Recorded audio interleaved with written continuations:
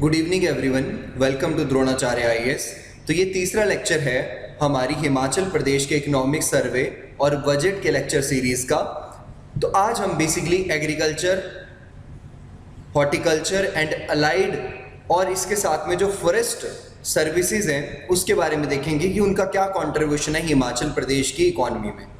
तो जैसा कि आप जानते हैं कि हिमाचल प्रदेश एक हिल्स एरिया है और इसके साथ में एक पहाड़ी क्षेत्र है, और यहाँ पर जो इसकी 90% पॉपुलेशन है वो डायरेक्टली जो है वो रूरल एरिया से ही आती है, तो रूरल एरिया में आती है। और हॉर्टिकल्चर और एग्रीकल्चर जो है वो एक डायरेक्ट एम्प्लॉयमेंट प्रोवाइड करता है 70% of the total workers of the state को। तो एग्रीकल्चर एक इंपॉर्टेंट सोर्स है यहाँ की स्टेट इनकम का। अगर मैं जीएसडीपी की बात करूँ, जो कि ग्रॉस स्टेट डोमेस्टिक प्रोडक्ट है, उसका 13.62% जो है वो टोटल हिस्सा हमारा बन जाता है एग्रीकल्चर सेक्टर, जो कि प्राइमरी सर्विसेज में भी आता है। और इसके साथ में जो टोटल जियोग्राफिक एरिया है हिमाचल प्रदेश का, उसमें अगर हम देखें तो एवरेज लैंड होल्डिंग साइज जो है वो 0.95 हेक्टेयर का है। ठीक है, इसको एवरेज होल्डिंग साइज कहते हैं एग्रीकल्चर में। तो distribution of land holding according to 2015 and 16 agricultural census ये बताती है कि 88.86% of the total holdings belongs to small and marginal farmers. That means कि हिमाचल प्रदेश में जो टोटल हमारे पास लैंड होल्डिंग्स है उसमें 88.86% डायरेक्टली जो लैंड होल्डिंग है वो बिलोंग करती है स्मॉल एंड मार्जिनल फार्मर्स को। तो उसके बाद हमारे पास 10.84% जो लैंड होल्डिंग है ये सेमी मीडियम, ठीक है, और मीडियम फार्मर्स को चली जाती है, और जो लार्ज फार्मर्स हैं स्टेट में वो है 0.30%। तो यानी सबसे ज़्यादा जो फार्मर्स हैं वो बिल्कुल छोटे छोटे किसान हैं। अगर ये छोटे छोटे किसान हैं तो उनके पास जो है वो टेक्नोलॉजी की भी कमी रहेगी कहीं ना कहीं, ठीक है, तो छोटे छोटे स्केल के ऊपर ही एग्रीकल्चर करते होंगे। तो ऐसे ही अगर क्लाइमेट वाइज हम देखें कि हिमाचल प्रदेश में कौन कौन से ऐसे एग्रीकल्चरल रीजन्स हैं, तो ये 4 जोन्स में डिवाइडेड है। जो फर्स्ट जोन हमारे पास आता है that is the sub tropical और सब माउंटेन और द लो हिल्स। ठीक है, बेसिकली जो शिवालिक का एरिया है, ठीक है, वो इसमें कवर होता है हमारे पास। सेकंड आता है सब टेम्परेट और सब ह्यूमिड और दी मिड हिल्स। तो मिड हिल्स का अगर आप देखें तो ये बेसिकली आपका जो है वो मिडल हिमालयास, ठीक है, फिर वेट टेम्परेट हाई हिल्स। तो ये बेसिकली अगर आप देखें तो जो वेट टेम्परेट हिल्स है आपकी, ये हमारे पास यहाँ पे ग्रेट हिमालय और दी मिडल हिमालय, ठीक है। तो ड्राई टेम्परेट हिल्स में अगर आप देखें तो कोल्ड डेजर्ट्स वगैरह, उसमें कुछ झंस्कार रेंजेस भी आ जाती हैं। तो ये बेसिकली हमारे पास है agro climatic zones of Himachal Pradesh. तो स्टेट को अगर यहाँ पे अगर एवरेज रेनफॉल देखा जाए तो एवरेज रेनफॉल 1251 मिलीमीटर्स का यहाँ पर एवरेज रेनफॉल होता है। उसमें से भी जो कांगड़ा डिस्ट्रिक्ट है यहाँ पर हाईएस्ट रेनफॉल देखा गया है। उसके बाद चंबा डिस्ट्रिक्ट का नाम आता है, चंबा के बाद सिरमौर, और सिरमौर के बाद आती है मंडी डिस्ट्रिक्ट, ठीक है, रेनफॉल की टर्म्स में। तो जो फूड ग्रेन प्रोडक्शन है उसका जो टारगेट 2021 तक रखा गया था that is the 16.74 lakh metric ton. अगर फूड ग्रेन प्रोडक्शन हम देखते हैं तो फूड ग्रेन्स में जैसे राइस, मेज है ना, मिलेट्स, वीट, बार्ले, ग्राम, पल्सेस है ना, तो अगर ये सब देखते हैं तो 2017-18 में, 2018-19 में, और 2019-20 और 2021 तक हमने ये देखा हुआ है कि इसमें कितना प्रोडक्शन होगा। तो इसमें स्टेट वाइज जो है, जो पिछली कुछ लास्ट की जो हमारे ईयर्स हैं उसमें हमने देखा हुआ है कि कितना हमारे पास इसमें जो है वो प्रोडक्शन बढ़ा है। ठीक है, तो राइस की अगर हम बात करें तो इसका प्रोडक्शन जो है वो हर साल कहीं ना कहीं बढ़ा है। सिर्फ 2019 और 20 में कम रहा था, लेकिन उसके बाद ये फिर से 2020-21 में ये फिर से थोड़ा सा कम रखा गया है। ठीक है, ऐसा माना जा रहा है कि इसकी जो टोटल हमारे पास प्रोडक्शन है राइस की वो 135.20 मीट्रिक टन के आसपास होने वाली है। तो ऐसे मेज के लिए भी अगर फूड ग्रेन की टोटल प्रोडक्शन देखें तो टोटल प्रोडक्शन जो है वो हर साल इसमें इंक्रीज, कहीं ना कहीं कुछ ना कुछ इसमें इंक्रीज हो रहा है। ठीक है, तो इस बार का जो एस्टिमेशन है तो मैंने आपको बताया 16.74 मीट्रिक टन के आसपास जो है वो एस्टिमेशन लगाया गया है फूड ग्रेन्स की प्रोडक्शन का। तो अगर आप कुछ स्कीम्स की, कुछ अगर हमारे पास अलग अलग प्रोग्राम्स की बात करें एग्रीकल्चर सेक्टर में, तो हिमाचल प्रदेश में भी एग्रीकल्चर और हॉर्टिकल्चर सेक्टर को लेकर के गवर्नमेंट काफ़ी ज़्यादा प्रयास कर रही है। इसी को लेकर के सबसे जो फर्स्ट हमारे पास प्रोग्राम आता है, that program is the plant protection program. तो प्लांट प्रोटेक्शन प्रोग्राम जैसे कि प्रोडक्शन जैसे क्रॉप्स की होती है ना, या प्लांट्स जो होते हैं वो अडॉप्टेशन या अडॉप्शन होता है प्लांट्स प्रोटेक्शन मेजर्स का, ये पैरामाउंट इंपॉर्टेंस का होता है। ठीक है, तो ऐसी ऐसी कुछ ना कुछ हमारे पास कहीं ना कहीं क्रॉप डिजीजेज हो जाती हैं, इंसेक्ट्स लग जाते हैं या कहीं पेस्ट लग जाता है। तो मेनली अगर क्रॉप डिजीज हो गया तो उसके कारण हमारी जो पूरी फसल होगी वो सारी फसल बर्बाद हो जाती है।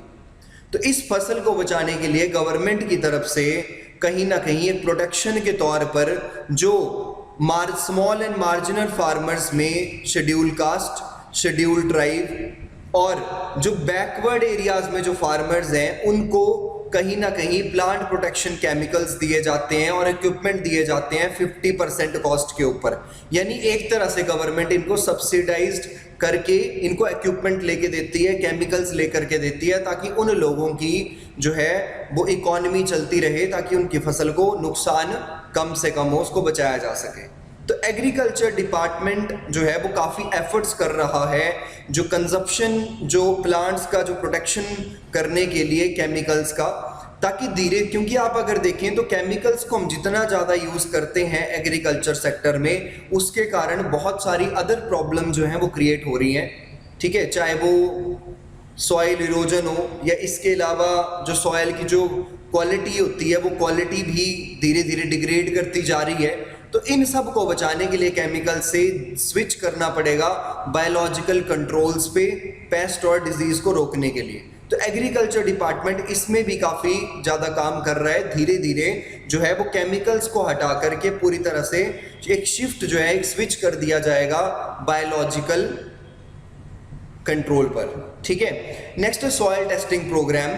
तो सॉइल टेस्टिंग प्रोग्राम जैसे मैंने पिछले लेक्चर में भी आपको बताया था कि सॉइल हेल्थ कार्ड जो है वो इशू किए जाते हैं, जिसमें सॉइल की जो फर्टिलिटी है उसको टेस्ट किया जाता है कि उसमें कौन कौन से हमारे पास बेसिकली न्यूट्रिएंट्स हैं, फॉस्फोरस कितना है, ये कौन कौन से ऐसे न्यूट्रिएंट्स हैं जो ग्रोथ के लिए चाहिए, या कौन सा ज़्यादा है, कौन सा हमें जो है वो खाद के तौर पे उसे देने की ज़रूरत है।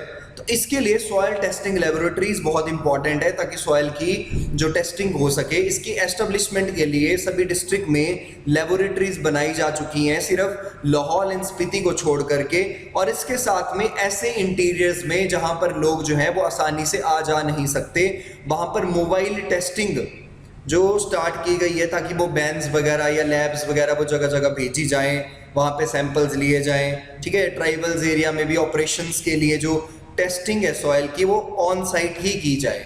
ठीक है, तो at present 11 soil testing labs have been strengthened, 9 mobile labs and 47 mini labs have been also set up by the department. तो डिपार्टमेंट इसमें काफ़ी अच्छा काम कर रहा है। सो नेक्स्ट अगर स्कीम की बात करें तो उसमें बात करी है प्राकृतिक खेती खुशहाल किसान योजना under zero budget natural farming. तो हिमाचल प्रदेश भी जीरो बजट और नेचुरल फार्मिंग में उसका फोकस कर रहा है, और इसमें कोशिश की जा रही है कि जो हमारे पास कल्टीवेशन की कॉस्ट है उसको कम किया जाए।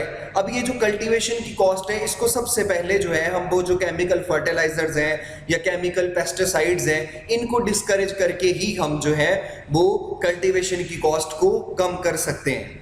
तो इसके लिए जो बजट प्रोवाइड किया गया है पेस्टिसाइड इंसेक्टिसाइड से, तो department of agriculture and the horticulture जो है वो कोशिश कर रहा है bio pesticides and bio insecticides को यूज करना, ताकि लोकल किसी जगह के ऊपर ही ये प्रोडक्ट्स बने और इन प्रोडक्ट्स की हेल्प से हम उसी लोकल एरिया में एग्रीकल्चर के लिए इसको यूज़ करना स्टार्ट कर दें, ताकि जो प्रोडक्शन कॉस्ट है या फिर हमारी कल्टीवेशन कॉस्ट है उसको धीरे धीरे कम किया जा सके, ताकि किसानों के लिए जो हमने 2022 तक एक प्रोजेक्ट रखा है कि फार्मर्स की इनकम को डबल करना है उसको अचीव किया जा सके।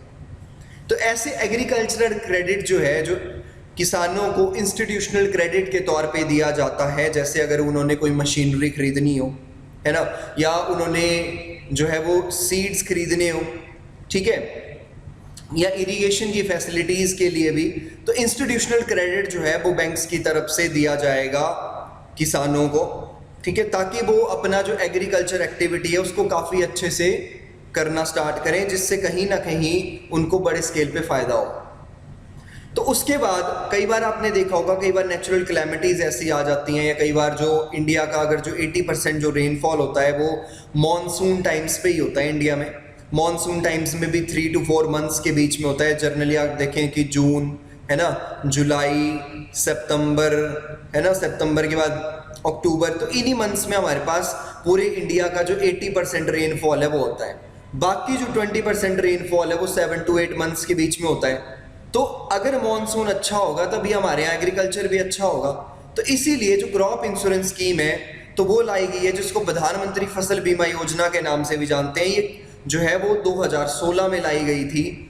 तो इसमें अगर आप देखें तो मेज और जो पैडी है इसको इंक्लूड किया गया है खरीफ सीजन के तौर पर, और बीट और बार्ले को राबी सीजन के तौर पर इंक्लूड किया गया है। इनकी इंश्योरेंस की जाती है, और अगर क्रॉप लॉस होता है तो जो किसान है उसको कहीं ना कहीं जो है वो उसके बदले में जो कुछ पैसे हैं वो उसको मिल जाएंगे, ठीक है।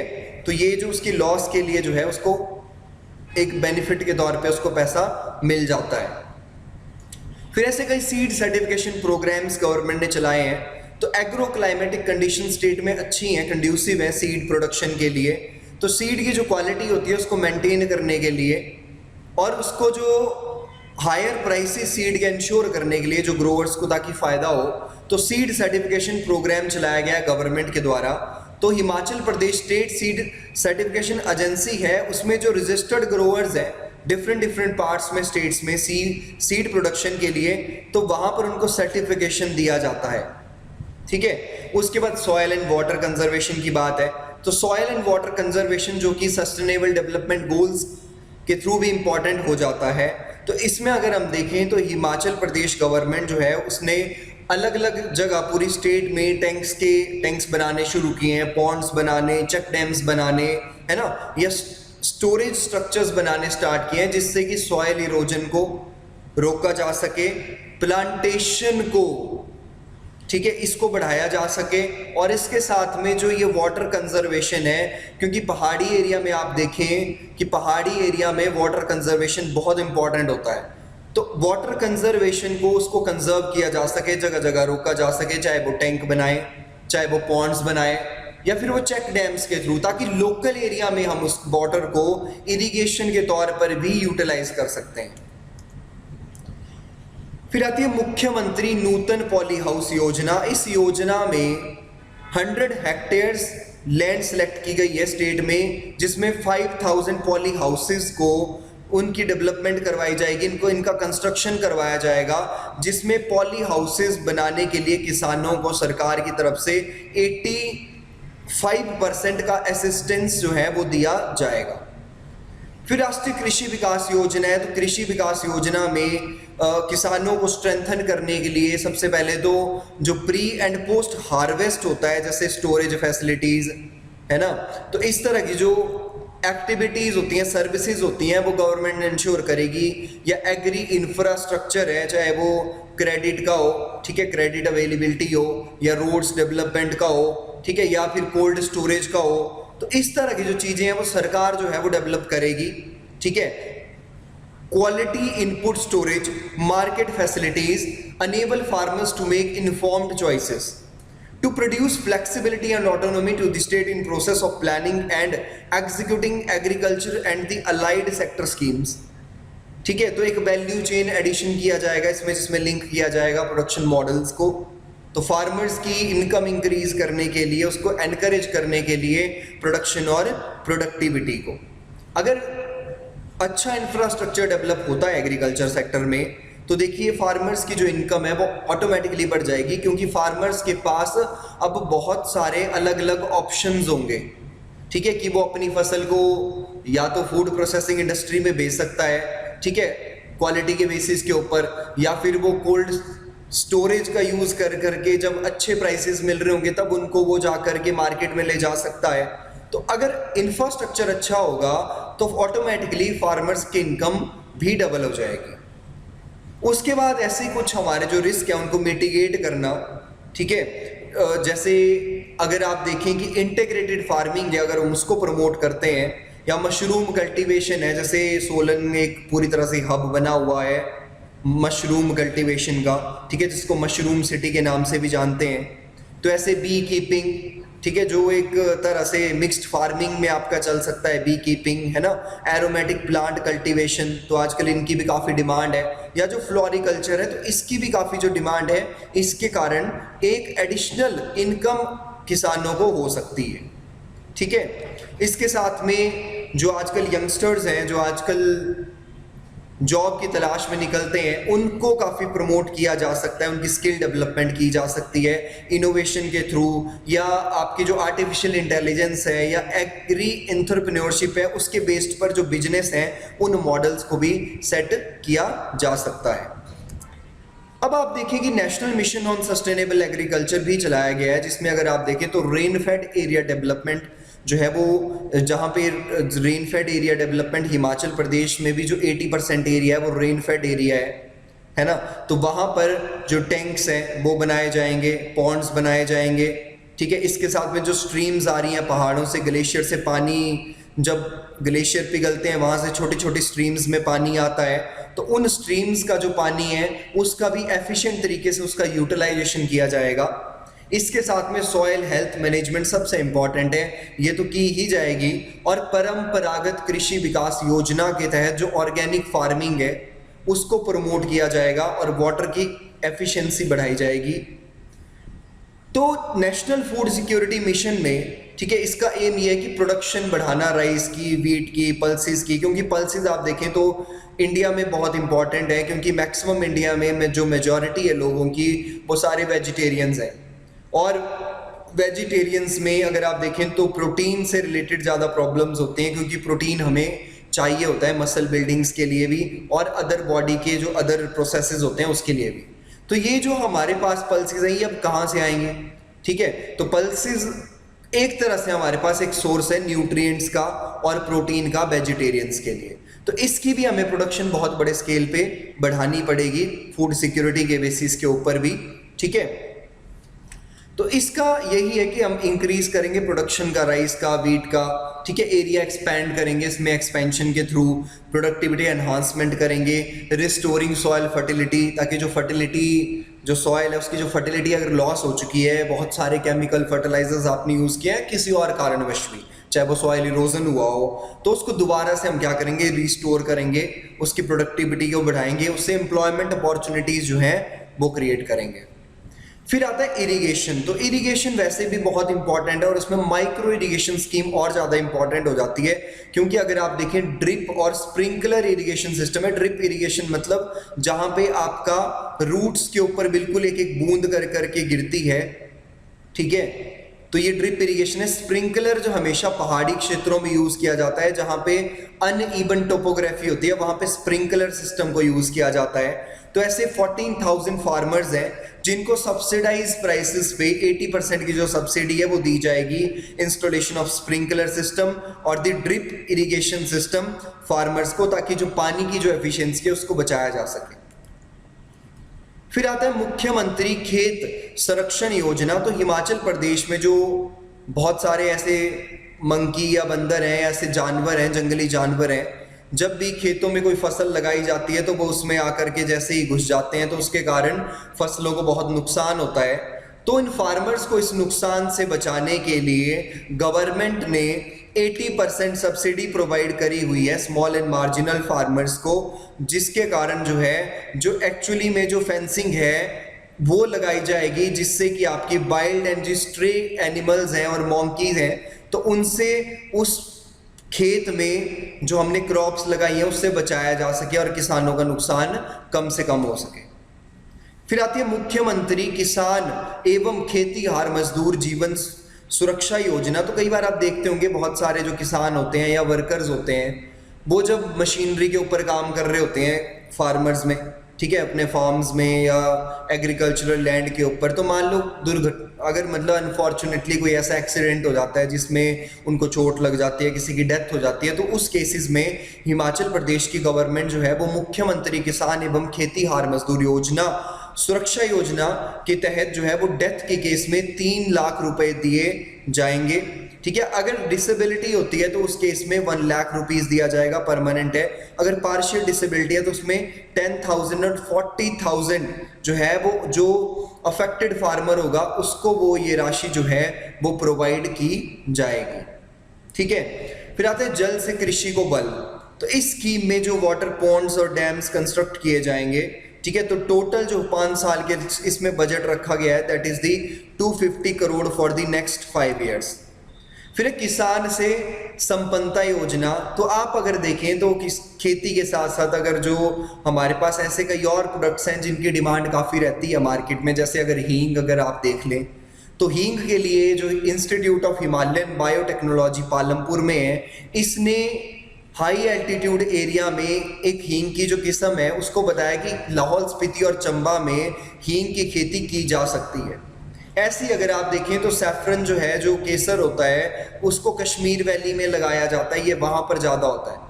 लेकिन लाहौल स्पीति और चंबा के रीजन में भी हम लोग क्या है, अब ये जो इंस्टीट्यूट ऑफ हिमालयन बायोटेक्नोलॉजी है इसने एक रिसर्च के थ्रू ये बताया और यहाँ पर पायलट प्रोजेक्ट के तहत जो है यहाँ पे सैफरन फार्मिंग जो है वो होनी स्टार्ट हो चुकी है। ठीक है, फिर एक कृषि उत्पादन संरक्षण योजना। तो अगर आप देखें तो हिमाचल प्रदेश में नेचुरल कैलेमिटीज बहुत ज़्यादा आती हैं, इसी में से एक है हेल स्ट्रोम्स। तो ये जो हेल स्टॉर्म्स हैं वो जब भी गिरते हैं तो हॉर्टिकल्चर सेक्टर में अगर मान लो फ्रूट्स लगे हैं या आम है, लीची है, नींबू है ना, या सेब है, तो जहाँ भी ये सब लगते हैं बागबानी क्षेत्रों में या हॉर्टिकल्चर एरिया में या अगर आप देखें तो इस एरिया में अगर हेलस्टॉर्म हो जाता है तो हेलस्टॉर्म होने के कारण यहाँ पर जो है वो इन फ्रूट्स को काफ़ी ज़्यादा नुकसान होता है। तो इस नुकसान से बचाने के लिए गवर्नमेंट जो है वो 80% सब्सिडी दे रही है ताकि जो फार्मर्स हैं वो परचेज कर सके एंटी हेल नेट्स। तो एंटी हेल नेट्स को जब लगाया जाएगा तो हेल स्टॉर्म जब भी होगा तो उसके कारण जो है वो फसल को कम से कम नुकसान होता है।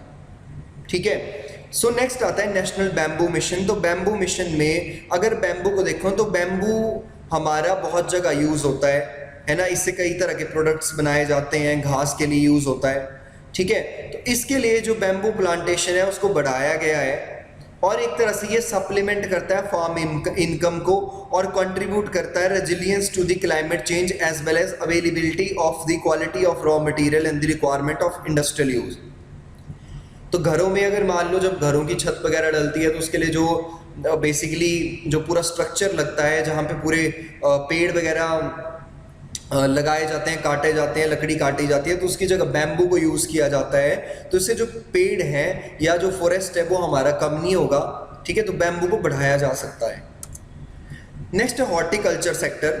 तो हॉर्टिकल्चर सेक्टर में एक मिशन है, mission for the integrated development of horticulture. इस प्लान को स्टेट में जो है वो इम्प्लीमेंट किया जा रहा है। ठीक है, तो इसमें सब्सिडीज दी जा रही हैं फार्मर्स को, चाहे वो अलग अलग फैसिलिटीज़ हो जैसे कल्टीवेशन ऑफ फ्रूट्स हो, फ्लावर्स हो, वेजिटेबल्स हो, species and the establishment of new gardens, mushroom production है ना, ग्रीन हाउस कल्टीवेशन के लिए। तो इन सब के लिए जो है वो काफ़ी स्केल के ऊपर जो है वो हॉर्टिकल्चर में भी डेवलपमेंट किया जा रहा है। और टोटल जो हमारे पास फ्रूट प्रोडक्शन होती है उसमें 49% अकेले एप्पल ग्रोवर्स हैं। ठीक है, एप्पल लगता है उस पूरे एरिया में। तो हिमाचल प्रदेश मार्केटिंग कॉरपोरेशन जो कि एक स्टेट पब्लिक अंडरटेकिंग है, इस अंडरटेकिंग में अगर जो एस्टेब्लिश हुई है इसमें आप देखें तो ये बहुत अच्छा प्लेटफॉर्म है फार्मर्स को। इसमें जो HPMC अलग अलग तरह के प्रोडक्ट्स भी बनाती है, कई बार वो फ्रूट्स, जैम है ना, या फिर सॉस।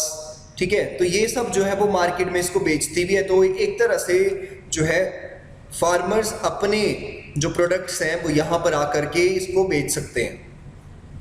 तो एनिमल हस्बेंड्री एंड डेयरिंग है, तो डेयरी फार्मिंग इसको भी काफ़ी ज़्यादा किया जाता है। तो इसको तो एक तरह से बूस्ट मिलता है रूरल इकोनॉमी को ये सब एक्टिविटीज़ करके। तो इन सब एक्टिविटीज़ में अगर आप देखें तो animal health and disease control, ठीक है, cattle development, ship breeding and the development of the wool, poultry development, feed and the fodder development, veterinary education and the live stock census. India दुनिया का सबसे बड़ा इंडिया में live stock है। ठीक है, हर जगह आप देखें तो दूध के लिए है ना, या बाकी अदर प्रोडक्ट्स, कोई ऊन के लिए, है ना, या फिर आप मीट प्रोडक्शन के लिए। तो कितने सारे लोगों ने जगह जगह जो है वो एक अलग से इनकम जनरेशन के लिए लाइव स्टॉक को भी काफ़ी प्रेफरेंस दी हुई है। तो ऐसे कुछ योजनाएं हैं, उसमें से एक योजना है दैट इज दी हिम कुक्कुट पालन योजना, जिसमें कि 3000 ओल्ड बॉयलर चिक्स जो हैं वो feed fodder and the drinkers दिए जाएंगे फार्मर्स को, जिसमें 60% सब्सिडी दी जाती है। एक तो कैपिटल इन्वेस्टमेंट के लिए ताकि कंस्ट्रक्शन ऑफ शेड बनाया जा सके, फॉडर का अरेंजमेंट किया जा सके, ड्रिंकर्स का किया जा सके, और रिकरिंग कॉस्ट जो कि कॉस्ट ऑफ चिक्स होती है और फीड होती है, तो ये सब जो है वो गवर्नमेंट के थ्रू प्रोवाइड किया जाएगा फार्मर्स को। फिर राष्ट्रीय गोकुल मिशन है, तो राष्ट्रीय गोकुल मिशन में development and the conservation of indigenous breeds. तो जो इंडिजीनियस ब्रीड, मान लो कोई पहाड़ी कोई गाय है, ठीक है, तो उसको ज़्यादातर जो है वो इंसेंटिव्स दिए जाएंगे ताकि इसको प्रमोट किया जाए लोकल एरिया में। तो ब्रीड इंप्रूवमेंट, इसमें भी कई जेनेटिक चेंज किए जा सकते हैं, जिस जेनेटिक बेसिस पर इसमें जो मिल्क प्रोडक्शन है इसको बढ़ाया जा सकता है, ठीक है, और प्रोडक्टिविटी बेसिकली बढ़ाई जा सकती है। Upgradation of non descriptive cattle using elite indigenous breeds like Sahiwal, red Sindhi, तो ये एक तरह की क्या है, ये ब्रीड है इंडिजीनियस ब्रीड्स, तो इनको भी बढ़ाया जा सकता है, अपग्रेड इनमें किया जा सकता है, ठीक है। इसके साथ में गोकुल विलेज जो है वो स्टेट में जगह जगह जो है वो बनाए जा सकते हैं। तो जर्सी पीटी प्रोजेक्ट जो है वो एक डिस्ट्रिक्ट कांगड़ा में चलाया गया है। इस प्रोजेक्ट में की जो रिक्वायर्ड है that is the high genetic merit bulls जो है उसका सीमन स्टेशंस बनाए जाएंगे, ठीक है, और ये एस्टेब्लिश किया जाएगा एक ऐसा सिस्टम जिसमें genetic valuation of the young bulls किया जाएगा, ठीक है, और इसमें कंटिन्यूअस जेनेटिक इंप्रूवमेंट इसमें की जाएगी। फिर नेक्स्ट आता है फॉरेस्ट। तो फॉरेस्ट की बात करें हिमाचल प्रदेश में, तो हिमाचल प्रदेश में जो टोटल फॉरेस्ट एरिया है that is the 37,948 square kilometre का टोटल फॉरेस्ट एरिया है। और Himachal Pradesh sustainable development goals में और क्लाइमेट चेंज में अपना पार्टिसिपेशन और योगदान देने के लिए अभी जो 27.72% जो Indian state of forest report में बताया गया है कि जियोग्राफिकल एरिया है उसको फॉरेस्ट में बढ़ा करके 30% करना चाहती है बाय 2030 तक, ठीक है। तो इसीलिए कुछ जो प्रोग्राम्स हैं, जैसे कैंपा एक प्रोजेक्ट चलाया गया है, ठीक है, सेंट्रल गवर्नमेंट से चलता है और स्टेट गवर्नमेंट इसको इम्प्लीमेंट कर रही है। ऐसे ही सामुदायिक वन संवर्धन योजना, जिसमें कि बेसिकली इसका ऑब्जेक्टिव है कि एंश्योर किया जाए participation of the local communities का, यानी कम्युनिटी फॉरेस्ट्री को ज़्यादा प्रमोट किया जाए, जिसमें conservation and the development of the forest through plantation, improving quality of the forest and increasing the forest cover. लोगों को साथ लेकर के कंजर्वेशन किया जाए, डेवलपमेंट किया जाए, डेवलपमेंट के साथ में जो फॉरेस्ट की जो क्वालिटी है उसको बढ़ाया जा सके और फॉरेस्ट कवर को इंक्रीज किया जाए। इसके साथ में जो ऐसे रूरल कम्युनिटीज़ हैं, ठीक है, जो नेचर के साथ में या वहाँ पर जो सस्टेनेबल फ्लो ऑफ इकोसिस्टम है, तो साथ साथ में अगर मान लो बीच में गांव भी हैं, साथ साथ में आपके फॉरेस्ट भी हैं, ठीक है, तो वहाँ पर एक जनरली इकोसिस्टम है, तो उस इकोसिस्टम को जो है वो स्ट्रेंथन किया जाए। अगर उसमें कुछ पहले से नुकसान हुआ है तो उस नुकसान को कम किया जाए, और वहाँ पर उसको जितना ज़्यादा स्ट्रेंथन किया जाएगा तो नेचुरली हमारी जो स्टेट है, ठीक है, उसमें फॉरेस्ट भी बढ़ेंगे और वाइल्ड लाइफ भी बढ़ेगी। तो फिर आता है विद्यार्थी वन मित्र योजना। ये जो विद्यार्थी वन मित्र योजना है, इस स्कीम में इसमें अवेयरनेस क्रिएट की जाएगी स्टूडेंट्स में, ठीक है, और एक फॉरेस्ट की इंपॉर्टेंस बताई जाएगी और उसके रोल को एनवायरमेंटल कंजर्वेशन में। अब देखिए आप फॉरेस्ट कितना हेल्प करते हैं हम लोगों को, चाहे वो रेन्स के उसमें हो या फिर आप देखें वो ऑक्सीजन प्रोवाइड करते हैं, टिम्बर प्रोवाइड करते हैं, ठीक है। तो इसमें स्टूडेंट्स को हम अगर बताएंगे तो उसके साथ में एक अटैचमेंट अगर उनका नेचुरल कंजर्वेशन के, नेचर कंजर्वेशन के तौर पे होगा नेचुरली, तो ऑटोमेटिकली ही जो स्टूडेंट्स हैं और जो सोसाइटी है वो धीरे धीरे हमारी अवेयर होती जाएगी। उसकी अवेयरनेस के कारण ये कंजर्वेशन और जो प्रोटेक्शन ऑफ फॉरेस्ट है ये हमारा बढ़ सकता है, ठीक है। तो बेसिकली ये एम है हमारा विद्यार्थी वन मित्र योजना में।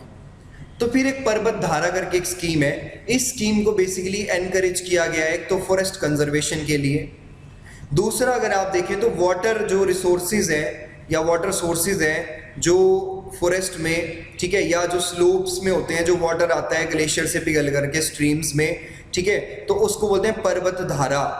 तो यहाँ पर बेसिकली यहाँ पर स्ट्रीम को दोबारा से रिस्टोर किया जाएगा।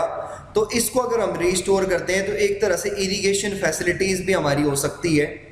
और वाटर हार्वेस्टिंग स्ट्रक्चर हम इसको जगह जगह हर एक लोकेशन के ऊपर जगह जगह कंस्ट्रक्ट कर सकते हैं, और उसकी डायरेक्ट जो हम लोग इम्प्लीमेंटेशन है और उसकी जो निगरानी है वो कर सकते हैं सैटेलाइट इमेजेस से, ठीक है। और इससे रिचार्जिंग ऑफ एक्यूफर्स भी होंगे, एग्रीकल्चर फील्ड्स होंगी, ठीक है, उसमें पानी स्टोर भी कर सकते हैं, ठीक है। तो जल शक्ति डिपार्टमेंट जो है और फॉरेस्ट डिपार्टमेंट के साथ में इस पूरे का कोलैबोरेशन करके ये स्कीम जो है वो चलाई जा रही है, ठीक है। इसके साथ में activities like construction of village pond, water harvesting structure, plantation, soak pits, dry stone check dams, ठीक है, forestation amounting to 2.94 crore are being carried out by the department at locations identifying by the Jal Shakti Vibhag in consultation of the state stakeholders, ठीक है। तो जो जल शक्ति विभाग है, ठीक है, उसके साथ में जो लोकल लोग हैं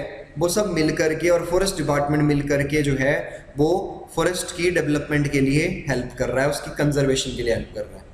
तो आज के लेक्चर में इतना ही करते हैं, नेक्स्ट लेक्चर में मिलेंगे। Thank you very much.